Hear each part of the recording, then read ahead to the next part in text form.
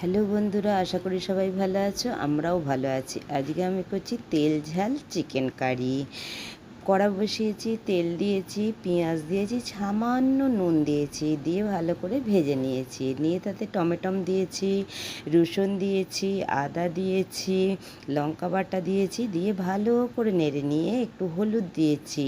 আবার একটু নেড়ে নিয়ে তাতে আমি চিকেনটা দিয়ে ভালো করে কষে নিয়েছি। নিয়ে তাতে জিরে, ধনে, লঙ্কা গুঁড়ো দিয়ে আর একটুখানি কষে নিচ্ছি।